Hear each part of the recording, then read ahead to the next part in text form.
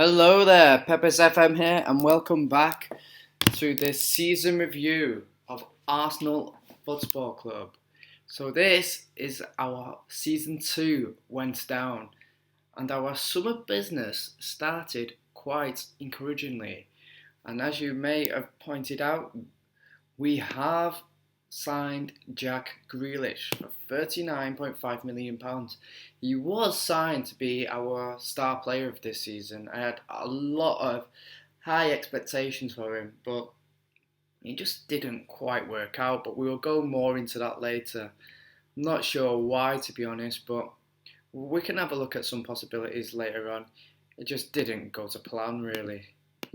But anyway, there were some sales, and we created a lot of money this summer. We sold Callum Chambers to Crystal Palace for almost 16 million. Great business there. Gabriel Martinelli to Watford for 20 million. Also, I think good fee for him. He wasn't really going to feature for us, so I think it was a good piece of business, but many more sales. As you can see, another 165 million was generated for the club. Nicola Pepe was sold to 30 million to AS Monaco. Xhaka for 24 million to Shanghai. Lucas Torreira to Porto for 22 million. Guendouzi to Hertha Berlin, 20.5 million. Cedric to Sevilla for almost 14 million. Pablo Mari for 12.5 million to Wolves. Lacazette, 12 million to Roma. As we mentioned in the last season, we was looking to offload Lacazette. I think we did have to subsidise some of his wages, but I think we just needed to get him off the books. And 12 million, not too much money. I would have liked more for him, but at the end of the day, he had massive wages, and I'm glad to get rid of him. Maitland-Niles, 8 million to Stuttgart. Joel Adejo, 8 million, which could rise to 12.25 million to Leicester. Mavropanos, I've butchered that name, but 7.25 million to Stuttgart. Kolasinac, 3.8 million. Runarsson, 3.3 million. And then David Luiz on a free. I think that's the only real one to know. So as you can see, we've offloaded many players. Pepe, not good enough for a season, wasn't in the plans. Then Torreira, Guendouzi returning back to us from loan, but they just weren't going to feature for us, so glad to get some big money for them. Xhaka we had to wait until January to get rid of, as we could find no suitors during the summer window. Tried offloading him so many times, but I think his high wages were a problem for many teams. But anyway, let's get to their ins. And first, we brought in a new centre-back.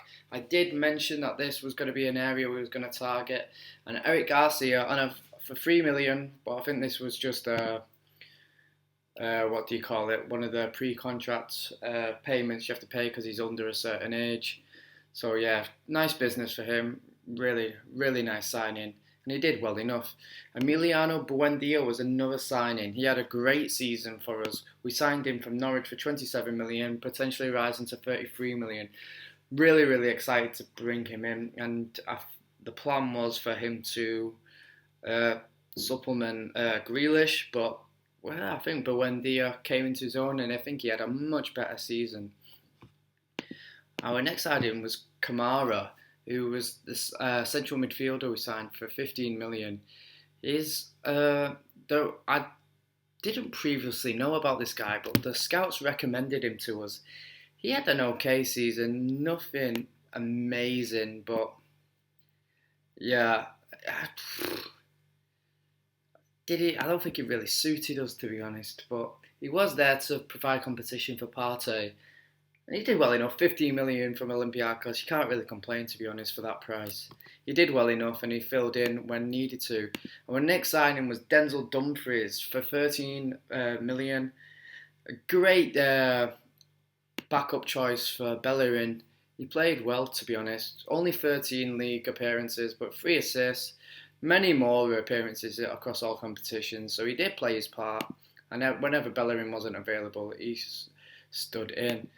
There's the big one, but I'll leave that one for now. Timothy Castagna for 28.5 million. I just wanted a fullback who could play on both flank. I just think it's so much better because I knew he wasn't going to start every game, but we only have 7 bench options, so I wanted him to be on the bench, but I wanted to have someone on the bench who could come on at both left back and right back. And as you can see, 7 appearances off the bench in the league. So whenever we was in trouble in that department, Castagna was the man where we fell upon. Great player to have in your squad due to his versatility. And then we brought in Carl Darlow on loan, who did play 4 games for us, 2 in the Carabao Cup and 2 in the Premier League when Bernd Leno was injured. Just backup, homegrown. So we need to say about that really. But then finally, the marquee signing, we went and did it. We bought a marquee player and we bought Lautaro Martinez for 85 million, potentially rising to 102 million. And this guy was standout for us. A great first season. He did go through spells where he just wasn't scoring, but then he would go on amazing runs where he was just banging in goals left, right, and centre. He was our talisman last year, and he did play most games for us. As you can see at the bottom, 28 goals in all competitions. A great, great season from him. And yeah, great signing. Potentially might have overpaid slightly, but we had the money. And I wanted that standout star player to join us. As I am aware that Aubameyang is getting older, but we still do have Eddie Nketiah. But anyway, let's see how we did in the league. And we finished top, but let's go into this a bit more detail. There we go. We were champions, 86 points. Runners up were Man City on 82 points. This was a very, very successful campaign, building on our second place finish last season. 4 points ahead of our nearest challengers, and only losing 2 games all season. 2 games we lost to. Loss were both away from home, one against West Ham and one against Manchester United. So a very, very good season. Way too many draws, to be honest. We need to cut them out next season, but let's not worry. Great season from us in this part. But as you can see down here, Lautaro Martinez, 21 goals for us, was our top goal scorer in the league, which is probably no surprise to anyone. Just missing out on the overall top scorer to Anthony Martial, but oh well. But something else what may have caught your eye, Buendia, top of the assists, 14 assists. I did mention previously he had a really, really good season for us, and this is further evidence. Just outstanding, really. He could play in the middle and play on the right. It just was a versatile option for us. He filled in both spots nicely. And as you can see, his average rating of 7.30 was the second highest in league. So a really, really strong performance from him. Bernd Leno with the most clean sheets as well. One of the big reasons for our league success this year was our stability at the back. 24 clean sheets out of... For Bernd Leno, it would have only been 36 games as Carl Darlow played the other 2. So yeah, 12 games he only conceded in. Outstanding stuff, to be honest. Great season from him. As you can see, high average rating, what is very rare for a goalkeeper on Football Manager. But yeah, an amazing season from Leno. But now let's see how we did in the other competitions. We were knocked out in the semi-finals of the Champions League by Manchester United. I'll go into that a bit more later. And another semi-final defeat in the FA Cup, this time by Liverpool. But we did manage to bring home the Carabao Cup and was also runner-up in the Community Shield. So let's go into more detail in these tournaments. So let's go back. Let's go to the Carabao Cup first, which we won. So quite straightforward, to be honest. Sunderland, Brentford and Leicester were all swept aside pretty easily. Then we had a tough draw against Liverpool in the semi-finals, but we did edge that one 1-0. And then in the final, Manchester City 3-1. We did go behind in this game, but Emile Smith-Rowe and a brace from Lautaro Martinez brought the trophy back to the Emirates. But then, the FA Cup, this time Liverpool got the better of us in the Champions League. In the FA Cup semi-final with a Trent Alexander-Arnold goal after 94 minutes in extra time to knock us out. We did have 2 ties go to extra time, 3 overall. So Watford and Villa both went to extra time, but we did come out 2-0 victors in both of these games. Saka and Nelson in one game, Martinez and Malinowski in the other. Derby was swept aside it, but we did have a London derby at the beginning of the season. Harry Kane's penalty, taking that one to a replay after Martinez opened the scoring, but we were 4-3 victors in the replay. Lautaro Martinez again leading the way, scoring the goals, and Nelson and Saka also followed up on that. But now the main one, Europe, and as I mentioned before, semi-finals of the Champions League against United. It just wasn't good. And we did have a very difficult group stage, to be honest. Not due to the quality of the teams, just we were underperforming. Only 2 victories out of 6. We beat Wolfsburg, both home and away. But we was unable to beat Porto or Shakhtar in 2 attempts at both of them. Many draws, 2-2 and 0-0 against Porto, drawing against them twice. A 2-1 away defeat to Shakhtar Donetsk, followed up by a 0-0 draw at home. I was very worried at this point, but the 2-2 draw at Porto was enough to qualify us for the next round. Then we drawed into Milan. So at home, we did take an 87th minute lead through Reiss Nelson, but Eriksen did get the away goal for them at the death. But then a 1-0 victory at the San Siro was enough, where with Bukayo Saka getting the only goal of the game, taking it to the quarterfinals. The next game was against Juventus, more Italian opposition, but this time much more convincing. 2-1 away at Juventus. Buendia and Grealish with the goals in that game. And then 3-1 on our return leg. Ronaldo opened the scoring, putting the tie closer to Juventus, but we were still going through with away goals. But then Aubameyang and Lautaro Martinez scoring goals. What's that? 3 goals in 5 minutes towards the end of the game. Madness. But the semi-finals, we were outdone by United, who were much better. Dembele in the first leg, 1-0 away goal to United. Then Martial and Fernandes putting the game beyond doubt. And they were deserved winners in this game. So let's go and look at squad performances for the season, and let's see who the standout players were. So for goals, as mentioned before, Lautaro Martinez leading the way. He was first choice. Then Aubameyang with 17 goals. Aubameyang did lose his place. He was our top goal scorer. He was so good for his last season, but his age is catching up with him. He wasn't as effective this time around. He still scored goals though, but I think I will be looking to offload him in the following season. And then Emile Smith-Rowe with 16 goals and 15 assists. He was our big surprise of the season. He had a very poor season for us last year. Didn't make any real positive impacts, despite being given plenty of opportunities.